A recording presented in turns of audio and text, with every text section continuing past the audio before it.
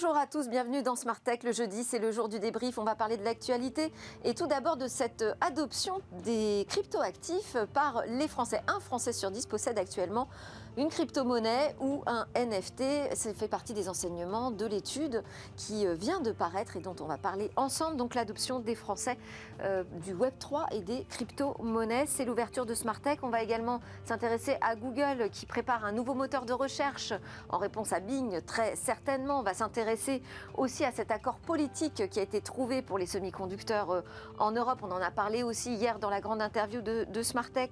Et puis TikTok sera-t-il totalement interdit dans un des États américains? On regardera aussi du côté de la stratégie d'Amazon dans le domaine des IA génératives, stratégie intéressante puisqu'elle diffère des autres GAFA. Et puis je vous proposerai de découvrir aussi des startups innovantes dans le secteur de l'automobile.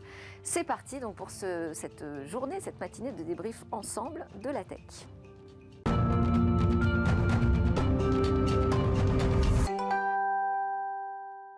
On va débriefer de l'actualité aujourd'hui avec Miki Mchikli, directrice générale de Weborama, avec Alain Staron, président d'Artifil, et Christian Poyot, directeur général de Micropole. Je précise que vous êtes aussi le coprésident de la commission Mutation technologique et impacts sociétaux au MEDEF. Bonjour à tous les trois, chers commentateurs, et bonjour évidemment à Salomé Thibault-Galas qui fait l'actualité vraiment aujourd'hui, puisque vous révélez une étude sur l'adoption du Web3 et des cryptos en France et en Europe, ce qui permet d'avoir des comparaisons. Vous êtes consultante blockchain et cryptoactifs chez KPMG. Cette étude elle a été réalisée pour l'ADAN, qui représente le secteur des cryptos en France. Vous avez travaillé également avec Ipsos, je crois, l'Institut d'études sur la partie grand public, et sur vos propres expertises et retours d'expérience pour comprendre aussi quelles sont ces nouvelles applications qui émergent dans le domaine professionnel.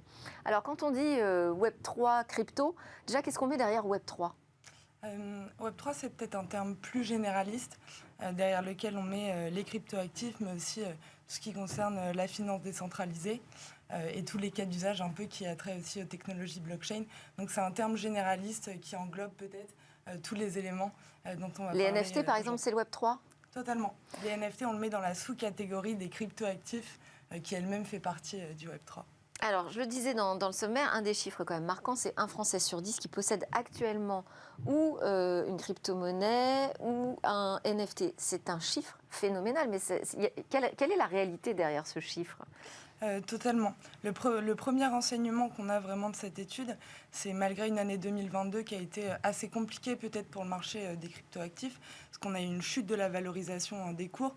On a des actifs comme le Bitcoin, comme l'Ether, qui ont perdu jusqu'à 60-70% de leur valeur. On a eu aussi des événements assez marquants comme la chute de FTX. Et on voit que malgré ça, malgré une année compliquée, on a une adoption qui progresse, vu qu'on était à 8% lors de notre étude précédente. On est à 10%, un Français sur 10 aujourd'hui, une augmentation de 20%. Donc on voit que finalement, il y a une vraie tendance de fond à l'adoption des cryptoactifs qui n'est pas forcément corrélée à la valorisation des cours. Alors quand je vous pose la question de la réalité derrière, c'est quoi ? C'est plutôt des possesseurs de Bitcoin principalement qu'on retrouve derrière ce 1 Français sur 10 ? Est-ce que ce sont les mêmes investisseurs que ceux qui investissent déjà en bourse ? En effet, c'est intéressant d'aller un peu plus loin et de s'intéresser à la sociologie. Quel est le profil de ces nouveaux investisseurs ? Ouais. Donc sur Bitcoin, totalement, on est avec un Bitcoin qui garde sa position de leader, avec l'Ether juste derrière, mais on est à 64% aujourd'hui des détenteurs de cryptoactifs qui détiennent du Bitcoin. Ensuite, il y a d'autres événements qui sont intéressants d'aller regarder. Il y a peut-être 4 points que je trouve intéressants d'évoquer ici. Le premier, c'est qu'il y a une surreprésentation des hommes. Ça, c'était déjà le cas l'année dernière, donc c'est peut-être pas un apprentissage, qui est un peu moins le cas sur les intentionnistes d'ailleurs. Le deuxième point particulièrement intéressant, c'est qu'on a une vraie tendance générationnelle, puisqu'on a 17% aujourd'hui des 18-35 ans qui possèdent des cryptoactifs, contre 12% l'année dernière. Très intéressant ça. Ouais. C'est hyper intéressant, parce qu'on voit que finalement... Parce que alors là, ça se différencie du coup du profil de l'investisseur classique, j'imagine. Totalement. Plus jeune en tout cas. C'est plus jeune que l'investisseur classique, en tout cas en action. Et si c'est sur des NFT pour des jeux, ça peut être un biais explicatif, non ? Pour le coup, on n'est plus sur une adoption des cryptoactifs en général. Les crypto-monnaies, c'est aussi plus jeune. En tout cas, on voit que cette progression dont on parlait, elle est vraiment impulsée, poussée par les jeunes générations. Donc ça, c'est hyper important de l'avoir en tête. Et ça reste quand même fortement masculin, même chez les plus jeunes ? Malheureusement, on n'a pas cette granularité encore sur l'âge, mais en effet, ce serait intéressant de l'avoir. Est-ce que ce sont des investisseurs quand même plus prudents ? Vous avez rappelé les événements. FTX, ce n'est pas juste une chute, hein, c'est aussi, d'un seul coup, on s'aperçoit que c'est un monde dans lequel on peut aussi se faire arnaquer. Donc, j'imagine que ça rend plus prudent aussi. Plus prudent. La régulation n'est pas tout à fait finalisée. Ouais. C'est pas évident de dire s'ils sont plus prudents cette année ou l'année dernière, justement, parce qu'on a un profil qui est un peu différent. On parlait des actions tout à l'heure. Ce qui est hyper intéressant aussi, c'est de voir que finalement, les profils de détenteurs de cryptoactifs sont les mêmes personnes qui détiennent des actions, puisqu'on a 78% des gens qui détiennent des cryptoactifs, qui détiennent aussi des actions, alors qu'il y a 37%, il me semble, de la population globale qui détient des actions. Donc on voit que ça peut être un outil de diversification, à l'inverse que les gens qui sont averses au risque en termes d'investissement le sont sur les deux types d'actifs. Ouais. Et sur la prudence, en effet, aujourd'hui, on a moins de 10% de l'épargne globale, en général, qui est dédiée à l'investissement en cryptoactifs. C'est 13% pour les actions. Donc, en effet, on voit qu'il y a une certaine prudence quand même dans le montant de l'investissement. Et alors, Alain parlait des NFT. Sur les NFT, ça se passe comment ? Parce qu'il y a eu l'emballement, la folie des NFT avec des valorisations incroyables. Tout ça s'est vraiment calmé. Les IA génératifs sont passés par là. On en parle beaucoup moins. Est-ce que la croissance des NFT en pâtit ? Est-ce qu'elle continue ?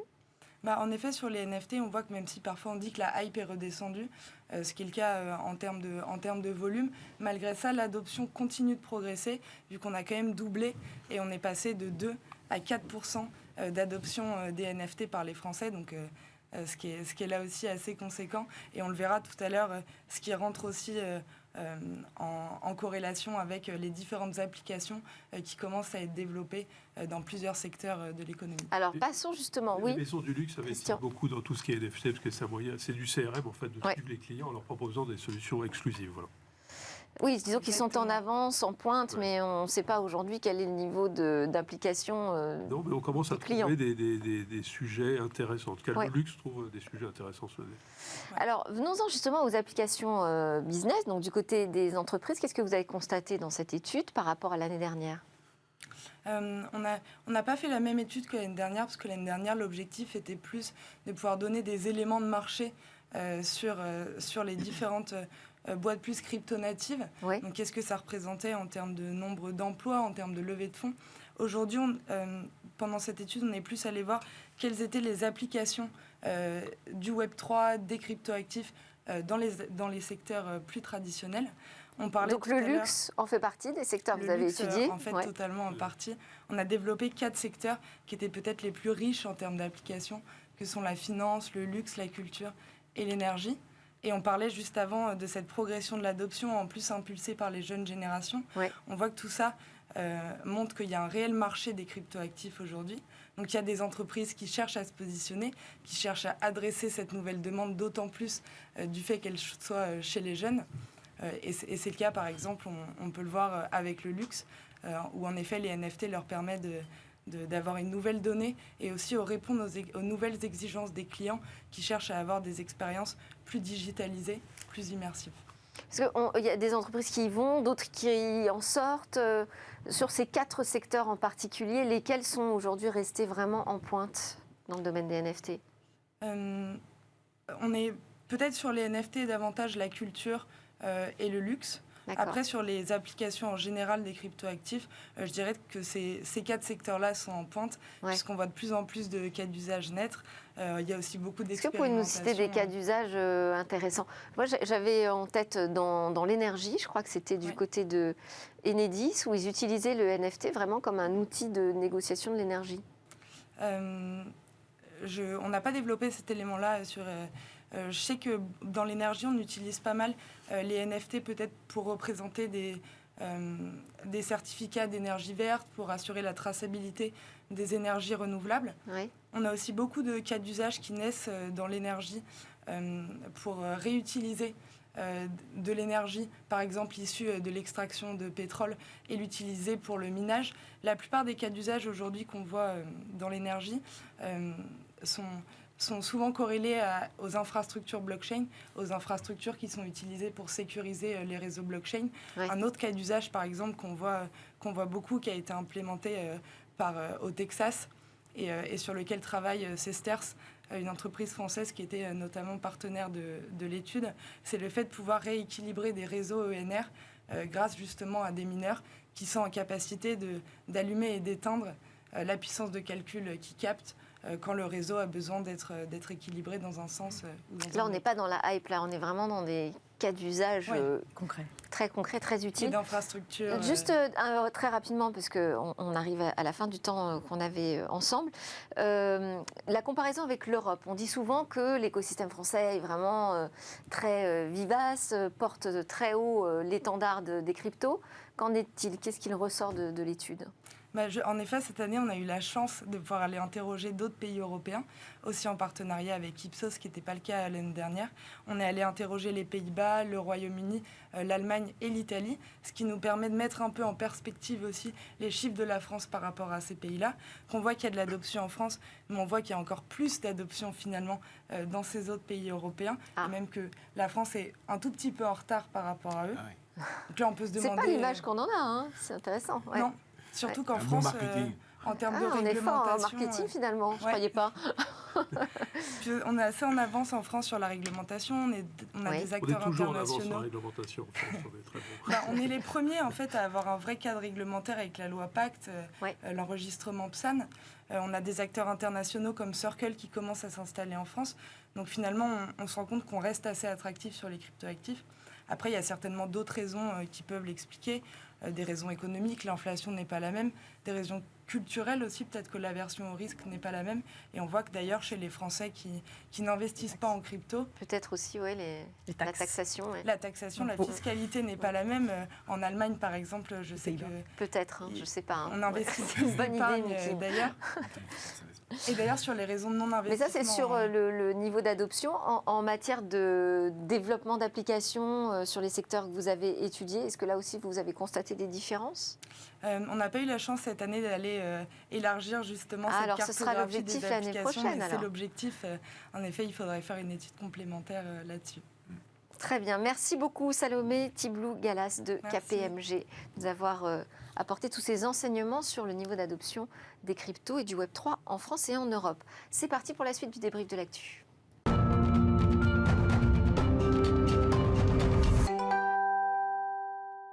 Les débatteurs de Smartech aujourd'hui s'appellent Mikim Chikli, directrice générale de Weborama, Christian Poyot, président, directeur général de Micropole, coprésident de la commission mutation technologique impacts sociétaux au MEDEF, et Alain Staron, président d'Artifil. Et restez également avec nous Salomé Tiblou-Galas, vous êtes consultante blockchain et cryptoactif chez KPMG et vous nous avez offert un détail de l'étude que vous venez de révéler sur l'adoption des cryptos et du Web3 en France et en Europe.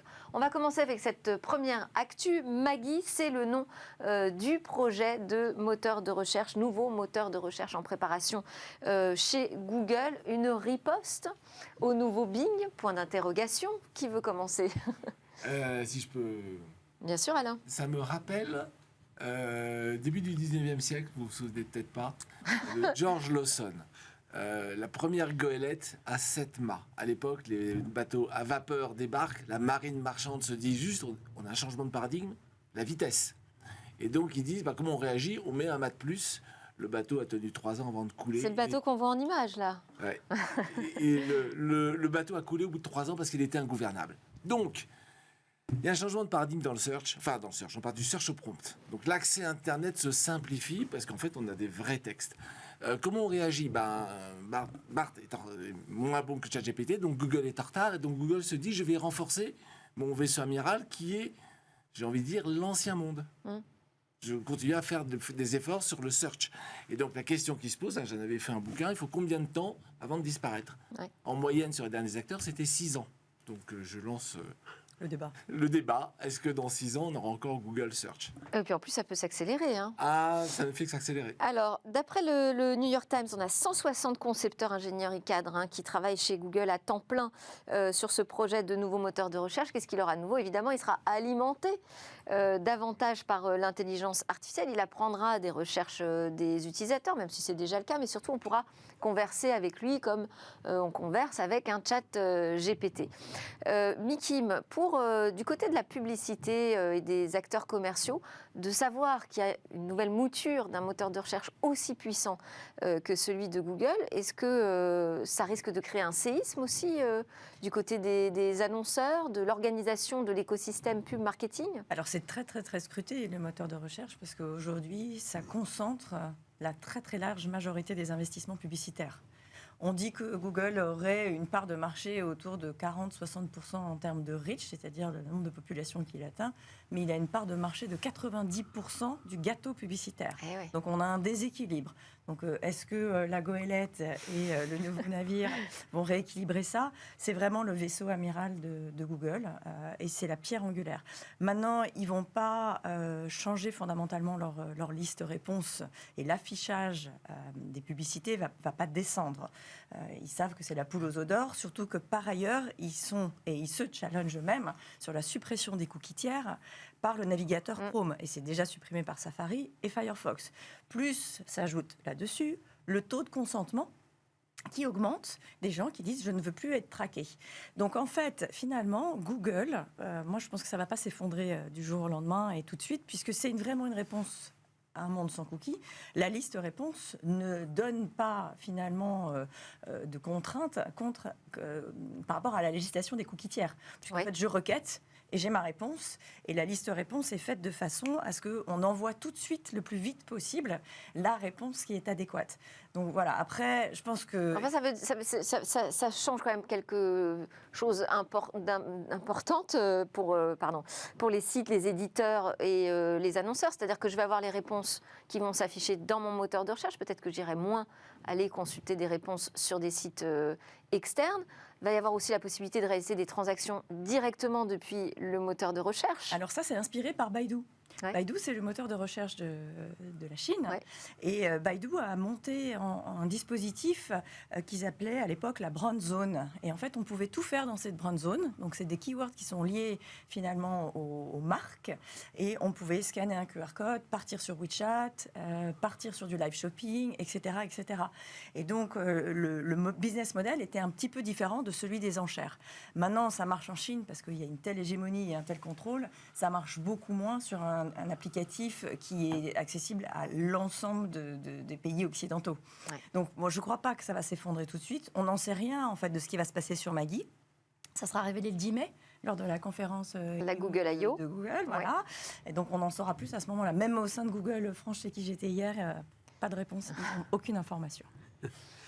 Oui, enfin, on vit un bouleversement, ça c'est évident. Moi, je ne parierais pas non plus quand même sur la disparition de Google à 6 ans, parce que ChatGPT, on le voit souvent sous un axe, effectivement, grand public ou construction je sais pas, du CV pour l'étudiant, etc. Moi, je pense que dans un premier temps, ça va surtout toucher les entreprises. Mais les entreprises vont construire des modèles de LLM, enfin de construction de documentaires sur leur propre base, sur leurs propres données, pour pas qu'elles soient ouvertes à l'ensemble de l'écosystème, parce que sinon, il y a une perte de valeur qui est énorme. Et donc, dans ce cas-là, ça va surtout jouer, encore une fois, dans le B2, enfin dans le B2B, en tout cas dans un monde de l'entreprise. Donc, entre la partie ChatGPT très générale, le moteur de recherche de Google, qu'on utilise tous, et avoir une liste de réponses qu'on va pouvoir choisir nous-mêmes, ou une espèce de pré-mâché, quel va être le choix du public, c'est un peu compliqué à voir. Mais encore une fois, évidemment, je prends l'aspect entreprise avec notamment ma casquette PDF. Tout ce qui est IA générative va plus dans un premier temps, pour moi, être construit et utilisé par les entreprises pour, au final, leurs clients, qu'ils soient publics ou enfin entreprises ou privés. Allez, quand même, pour aller dans le sens d'Alain, Samsung aurait envisagé de remplacer Google par Bing comme moteur de recherche par défaut sur ses smartphones. Bah, en fait, c'est-à-dire qu'effectivement, c'est la prime au meilleur quand même. Quand on sait par ailleurs que Google paye 14 milliards par an, ça c'est l'année dernière chez Apple, pour que son moteur de recherche soit le moteur de recherche des iPhones, on voit bien qu'Apple est extrêmement dépendant de peu d'acteurs. Alors effectivement, il a une part énorme du gâteau publicitaire Google, du search, Mais le gâteau publicitaire du digital n'est pas limité au search. Facebook fait très très bien aussi dans son domaine. Il chute aussi. Il ne faut pas oublier qu'ils ont YouTube. Et qui monte Apple. Donc c'est un schéma à plusieurs branches. Et puis si l'adoption du grand public que personne ne connaît, mais enfin, il faut regarder l'histoire récente, on a toujours d'excellentes raisons pour dire que ça ne va pas arriver. Puis après, on reconnaît que oui, effectivement, c'était évident. Moi, mon job, c'est un job un peu difficile.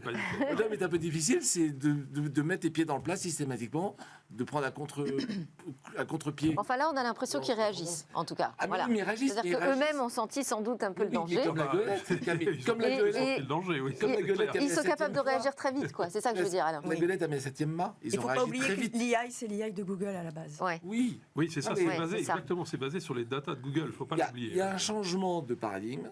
Il faut savoir quelle va être l'adoption sur le marché de ce changement de paradigme. Et si un Samsung se pose la question et un Apple pourrait se poser la question, en plus contraint par le gouvernement américain, et ça peut faire deux gros problèmes parce que le search sur mobile...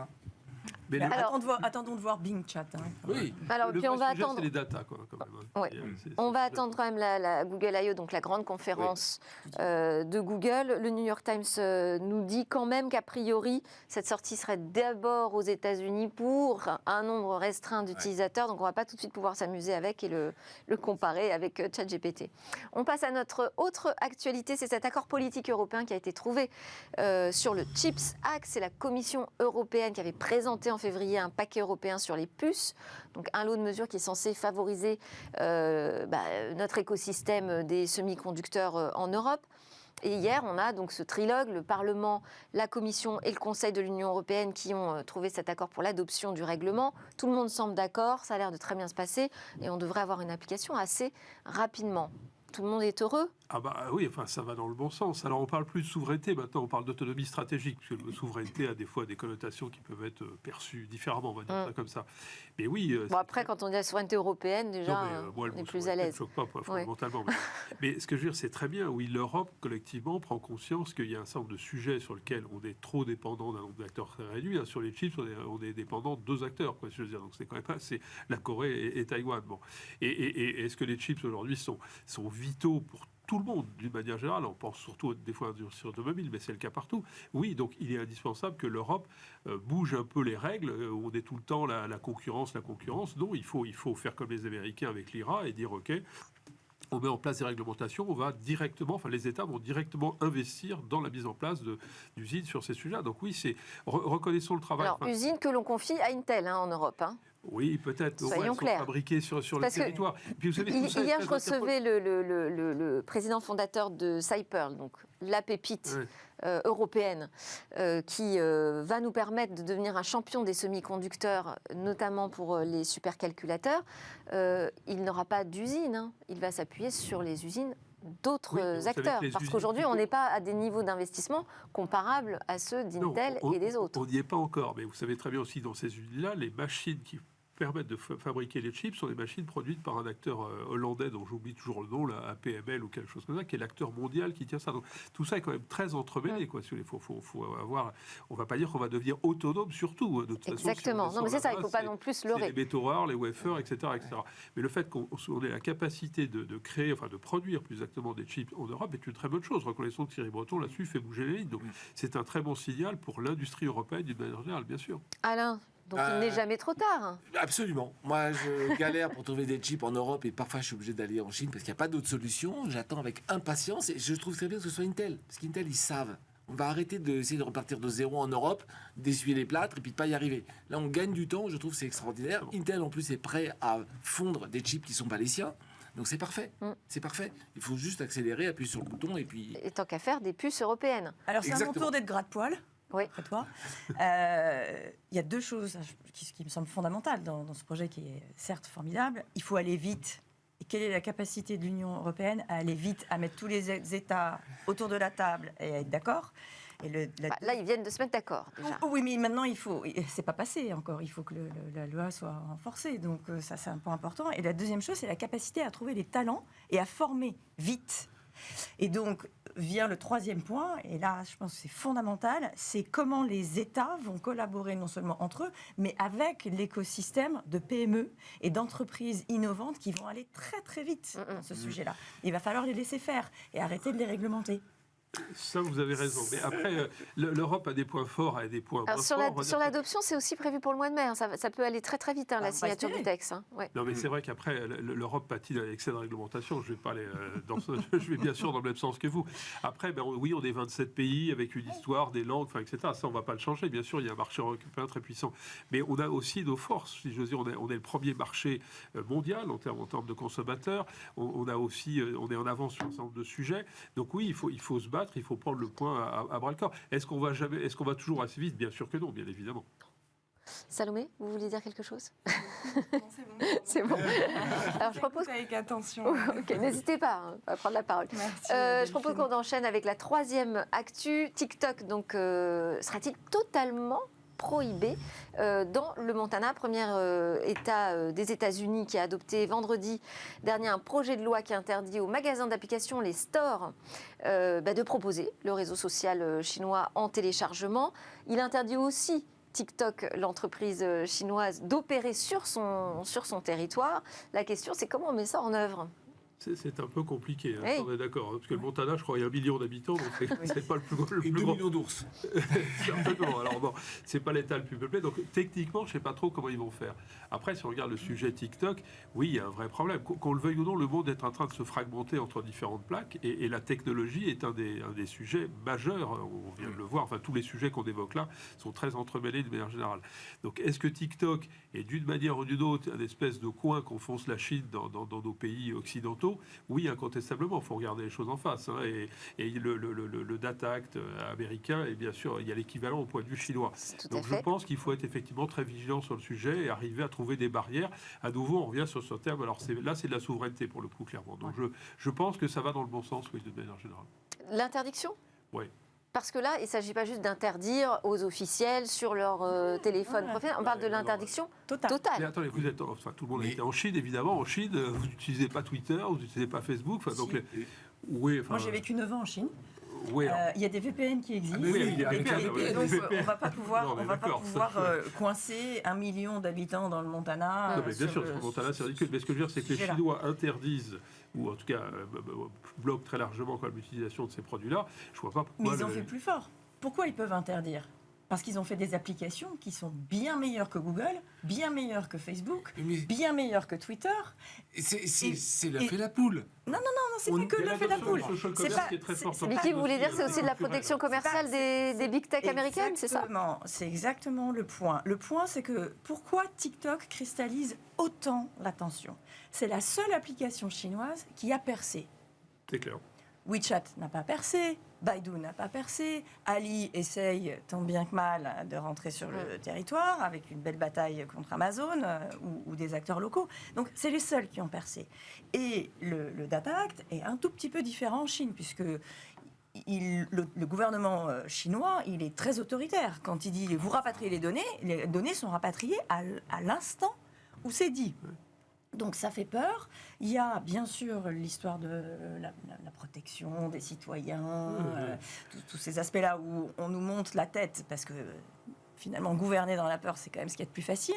Mais il y a une grosse guerre commerciale derrière. En termes de risques sociétaux, pour aller dans le sens de Mickey, on a démontré que d'autres réseaux sociaux, américains en l'occurrence, étaient délétères sur certaines populations. Snapchat, c'est un sujet sociétal, un sujet économique et un sujet géostratégique, politique et militaire. Ça va jusque-là. On ne traite pas le sociétal en bloquant TikTok. En revanche, on travaille vers la souveraineté et moi je trouve qu'il n'y a pas de raison qu'on ait des règles différentes des Chinois. Après, tout est contournable par un VPN, mais au moins ayons les mêmes règles. Arrêtons d'être naïfs.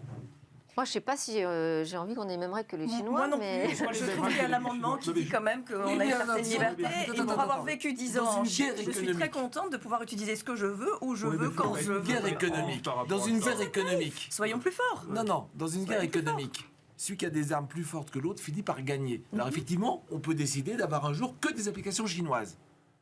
On est content de ça. Non, c'est pas ça. C'est Donc pas voilà, ça. donc De les toute moments, façon, il faut se protéger. Aujourd'hui, c'est les Américains qui font la guerre, c'est pas les Européens finalement. Bah, oui, mais ça a les été, ça a été interdit Non, encore rien chez les fait. fonctionnaires. On n'a encore rien fait. Bien sûr. Sur le chipset, Mais c'est ils la n'ont même pas, chose. mais ils ont pas de solution à proposer. Oui, mais qu'est-ce qu'on fait? On reste assis, on bouge pas? Non, il faut j'ai bouger pas dit aussi, ça. voilà. Je veux dire, Juste qu'il faut être pour réaliste. l'instant, en Europe, on n'est pas du tout sur la ligne d'une interdiction de l'application, de toute façon. Alors, ça commence dans certains pays sur les officiels ou sur les, Oui. sur, comment dire, certains. Ah bah, bien sûr, certaines oui, entités mais je veux dire, pour la pas utiliser population, d'interdire radicalement Oui, parce l'utilisation de qu'on l'application, pas du tout. on met la liberté au-dessus de tout, et puis la concurrence, encore une fois, mais là où on retombe peut-être un peu dans les biais. Puis on n'est qu'on pas était tellement tout à dans le protectionnisme. On a, on a- oui, bah, on a Eh ben, déjà on en- assez souffert. On a on en perdu assez de souffre, voilà. champions à cause de ça. C'est Il serait temps antinomique avec qu'on ce qu'on a arrête. dit sur le chip. Allez, si vous voulez qu'on continue à débriefer ensemble, il faut qu'on passe à la suivante. L'actualité, c'est autour des IA génératives, bien évidemment. Ça m'a semblé intéressant de regarder la stratégie d'Amazon, parce que c'est un peu différent de ce que font les autres. C'est AWS, donc Amazon Web Service, qui, lui, a décidé de lancer, là, il y a quelques jours, Bedrock. C'est un service de cloud, donc qui s'adresse aux développeurs. Et en fait, son idée, c'est de dire, plutôt, moi, je vais vous donner une plateforme sur laquelle vous allez pouvoir travailler avec ces IA génératives. Et oui, en fait, l'intérêt d'un chat GPT, en fait, d'une IA générative, pour utiliser Amazon qui est quand même un moteur de recherche qui monte pour les gens qui veulent faire des transactions, c'est le numéro 3, il ne faut pas faire du narratif, il faut donner le produit, que les gens puissent acheter le produit. Donc je ne suis pas sûr qu'aujourd'hui Amazon ait trouvé le moyen de faire d'une IA générative un one-click pour acheter des produits. Ouais. Donc du coup, ils ne vont pas le faire. En revanche, AWS se porte très bien, merci. Et AWS, c'est un fournisseur de solutions pour le tiers, donc ils avaient besoin de le faire. Ouais. Et c'est D'autant très bien qu'ils sont le aussi fassent. attaqués par Microsoft avec son service Azure dopé à ChatGPT. Voilà, en fait, ils sont numéro 2 derrière Azure Ah oui. et ils ont un vrai sujet de compétition avec Azure. Mais là, ils ont une tactique en disant, plutôt que d'essayer de faire la même chose, finalement, on va devenir une plateforme Oui. sur laquelle on va proposer plusieurs Oui. modèles. Donc on va cibler plus les entreprises. Encore une fois, prenons le sujet juridique, c'est un de ceux auxquels on pense en premier. Une entreprise qui aurait une base juridique très très importante, elle ne va pas le mettre sur ChatGPT parce que quelque part, ça va être ouvert à l'ensemble de l'écosystème. Donc elle va se dire, j'ai ma propre base de connaissances qui peut être textuelle, vidéo, enfin tout ce qu'on veut d'une manière générale, et je vais construire mon propre moteur d'IA générative et à partir de briques que pourrait me proposer effectivement AWS. Et là, je vais proposer un service, soit en interne, soit à mes clients finaux. Donc c'est ce que je disais tout à l'heure, cette notion d'IA générative, il y aura deux axes, mais on ne peut pas dire que toutes les données vont être partagées par tout le monde, parce que sinon les entreprises perdent leur asset sur la partie data. Et on en revient à cette partie data qui est le fondement de tout, parce que l'IA générative, si en dessous vous avez des data qui n'ont pas d'intérêt, c'est garbage in, garbage out. Donc, donc les entreprises, il y a shit in, shit out qui est moins poli. C'était bien la première version. Oui, bon, désolé, il faut couper. Donc voilà, donc, ce sujet de dire l'IA générative c'est un moteur, mais quelle est l'essence? Et les entreprises sont en train de réfléchir, là vraiment, chez Micropole, c'est sur quoi on travaille, comment je vais préserver mes données en tant que telles, tout en proposant un système, bien sûr, basé sur ces IA. Donc cette stratégie d'AWS est assez intelligente, oui, je trouve. Pertinente. Il faut vite que VH fasse paraître avec Symfony qu'on a vu la fois dernière sur le plateau. On a un moteur français qui est capable de faire de l'IA générative très bien. Et on a OVH qui cherche à monter un système. Oui, à OVH, oui, bien sûr. Et on a essayé de les faire se rencontrer sur ce plateau. Sur ce plateau, on a voulu les marier, on attend le résultat, mais Amazon montre l'exemple. Allez, on termine, Mickey, comme ça vous commenterez la dernière actualité. Le projet d'Elon Musk, donc avec sa start-up d'intelligence artificielle. On ne sait pas trop ce qu'il y a derrière ce projet, en vrai, c'est quand même assez flou. Alors il a précisé quelques petites choses à Fox News, notamment que ce serait une IA qui serait dédiée à la vérité, à la recherche de la vérité maximale, parce que pour essayer de comprendre la nature de l'univers. On rappelle quand même qu'Elon Musk a signé un appel à moratoire autour des IA génératives, mais là il nous dit mais si c'est une IA qui va chercher la vérité et le sens de l'univers, de toute façon ce sera une IA gentille. Laissez-moi du temps. Je pense que ça qualifie parfaitement Elon Musk, qui est à la fois un génie, mais un être avec un ego absolument démesuré. Et c'est pour ça qu'il a quitté le projet de ChatGPT dont il était à l'origine. Il n'a pas pu en prendre la direction. Il a dit « ciao ».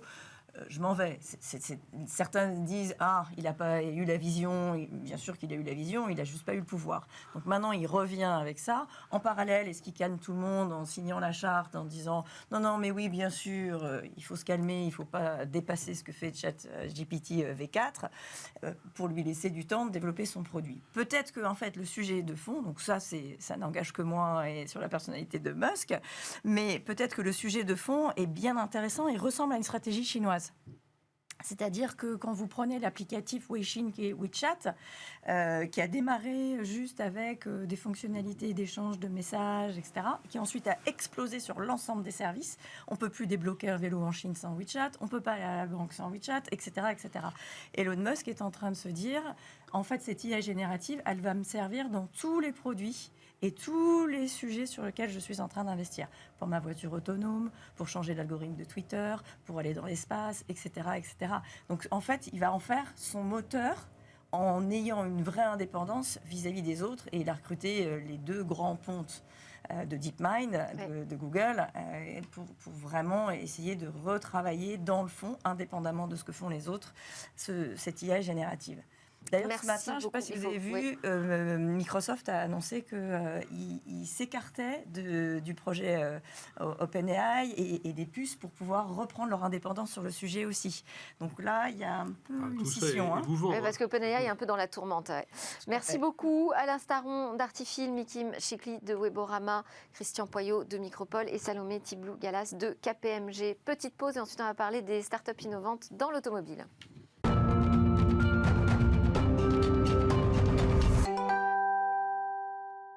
Bienvenue de retour sur le plateau de Smartech, deuxième partie qui démarre. On continue avec l'actu de la cybersécurité. Nous étions sur le salon, le Forum international de la cybersécurité à Lille qui continue de se tenir. On vous offre l'actualité en direct du salon. On écoute tout de suite cette annonce de FreePro. Alors on est sur le stand FreePro iTrust parce que hier, annonce spectaculaire, FreePro fait une acquisition d'une start-up française spécialisée dans la cybersécurité, iTrust. Denis Plana, pourquoi cette annonce? Qu'est-ce qui se passe? Alors, bonjour Delphine. Alors, ce qui se passe, c'est que nos clients nous ont demandé d'enrichir la solution FreePro de connectivité, d'hébergement par des solutions de cybersécurité, tout simplement. Donc, vous complétez votre offre vis-à-vis des entreprises avec une solution de cybersécurité. Qu'est-ce qu'elle a de spécifique, cette solution iTrust, Jean-Nicolas? Elle a de spécifique, on va couvrir le 360 degrés des problématiques de cybersécurité des entreprises. À la fois... C'est quoi? C'est du test d'intrusion? Alors c'est aussi du test d'intrusion. Il y a toute une partie professional services qui consiste à faire du test d'intrusion, auditer le système d'information, faire du préventif pour détecter les failles et les bloquer, mais aussi faire de la détection d'attaque, pouvoir bloquer un ransomware, pouvoir bloquer une malveillance, une extraction de données, et puis aussi faire de la remédiation, c'est-à-dire avoir une action de correction. Donc on couvre à 360 degrés l'ensemble des problématiques de cybersécurité. Alors quand on voit le nombre d'offres qu'il y a présentes là ici sur le salon le FIC, Denis Plana, vous avez fait votre choix, vous faites votre marché avant d'arriver sur le salon. Pourquoi est-ce que vous avez fait notre choix parce qu'on a fait un choix. Votre dévolu sur iTrust? Jean-Nicolas l'a très bien dit, on a fait un choix industriel. Nos clients exigent qu'on exploite les solutions de cybersécurité, pas la laisser sur un coin de bureau en disant si vous faites ça, cher ami, ça se passera bien.